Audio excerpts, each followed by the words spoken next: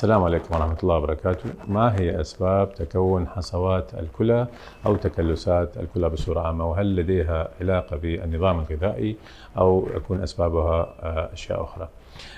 بالنسبة لتكلسات الكلى وحصوات الكلى ممكن تكون أسبابها وراثية ناتجة عن زواج الأقارب أو مورثات بين الأهل والأبناء أولا. ثانيا ممكن يكون سببها الآخر قد يكون أمراض أخرى في الجسم تؤثر سلبا على الكلى، مثل مرض الهايبر أوكسالوريا اللي هو سبب يكون نقص في مواد أنزيمات في الكبد، فتؤثر سلبا على تراكم بعض المواد الأخرى في الكلى بصورة غير صحيحة. بعض الأسباب الأخرى هي تكون النظام الغذائي. ممكن احنا نخطأ في النظام الغذائي بصورة غير صحيحة عن طريق زيادة بعض المواد استهلاكها أو استهلاك أقل من المواد الأخرى.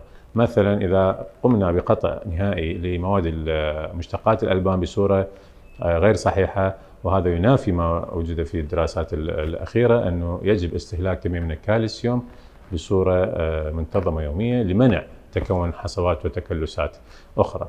كمية شرب الماء أيضا تكون خاطئة عند بعض الأشخاص، تكون قليلة وخاصة في الأشهر الحارة من السنة، وذلك بما يسبب إلى تركيز في مادة الإدرار وتكون التكلسات في الكلى، ونتيجتها الآخرية تكون حصوات كبيرة ولا يتم علاجها بطريقة سهلة.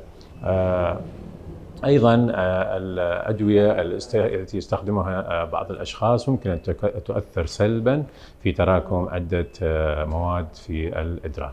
طبعا علاج هذا الشيء يجب إرسال بعض الفحوصات البسيطة مثل فحص الإدرار أو السونار للكليتين لفهم كمية وحجم الحصى والتكلسات الموجودة في الكلى وعلاجها بالطريقة الصحيحة.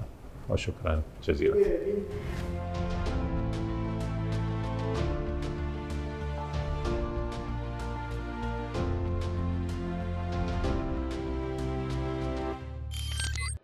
میهرەبانی دڵسۆزی و لێزانی